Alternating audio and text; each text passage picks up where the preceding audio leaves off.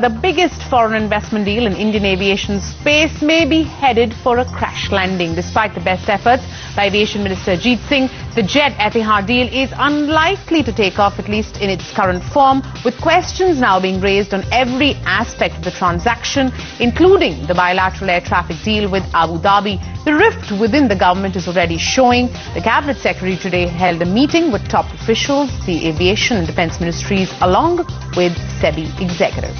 Sources tell us the Defence Ministry had raised security concerns. Questions were also raised on the effective control of the airline after the deal with Etihad.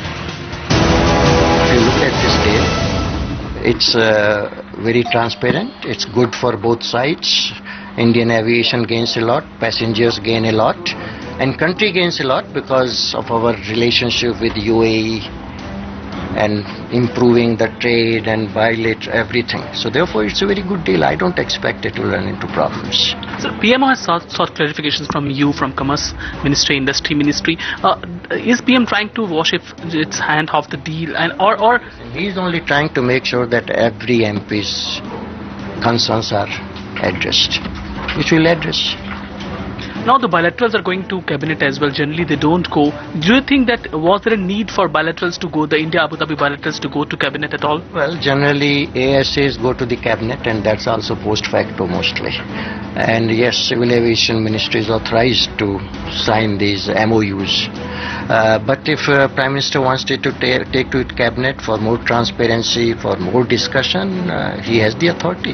So you have said that many of the acquisitions are politically motivated. You are the nodal minister. How are you trying to address those concerns which are being raised from the different corners? I hope you have asked questions and I've answered. That should quieten down some of them. Otherwise, I am open to discussion with any of them, all of them, any forum. What more can I do? I have the facts, I have the figures. That's the Aviation Minister holding his ground, saying that the deal is okay. But to take the story forward, we're joined now by Supriya Srinath and Sumit Chaturvedi from New Delhi. Supriya, to you first.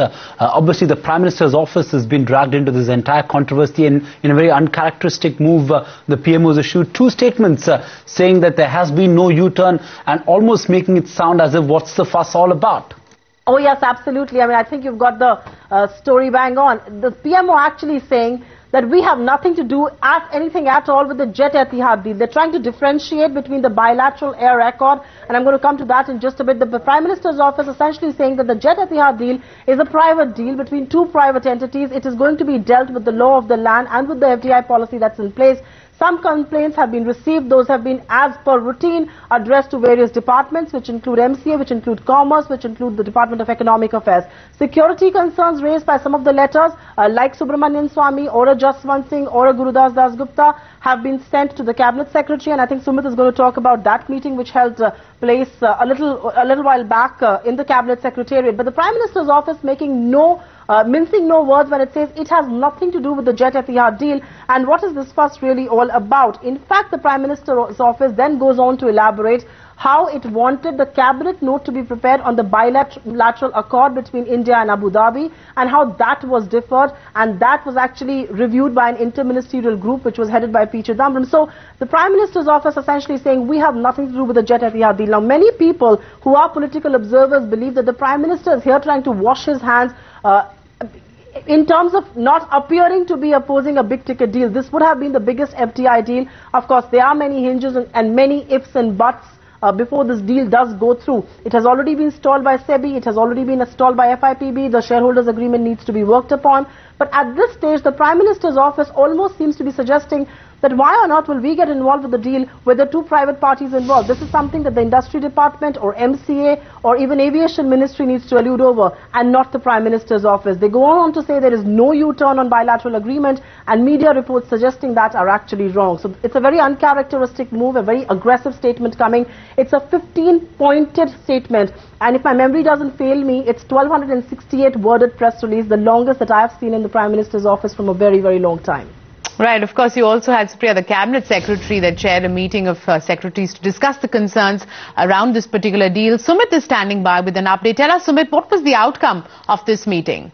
Cabinet Secretary had concerns linked to safety issues in Jet Etihad deal, basically on 3 accounts. First of all, Cabinet Secretary wanted to know who is effectively controlling the airline. Also, he wanted to know, after the Jet Etihad deal, will there be any danger to the defense establishment and defense airfields in India? Third, he also wanted to know in case of emergency, will Indian government be able to access the aircrafts owned by and partially owned by a foreign airline? On these accounts, Aviation Ministry officials have given clarifications.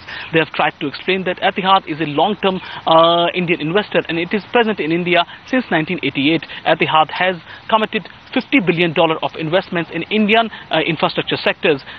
Aviation Ministry officials have also tried to allay the fears that there are no threats to defense establishments or defense airfields in India. Well, also in case of emergency, Indian government will be able to use the aircraft partially owned by a foreign airline as it can use the aircraft owned by other airlines as well. On the issue of effective control, Aviation Ministry officials have tried to explain that the effective control will remain in the hand of Jet Airways. So all on these accounts, Aviation Ministry officials have tried to allay the fears of Cabinet Secretary, and they are quite convinced that these explanations have satisfied Cabinet Secretary.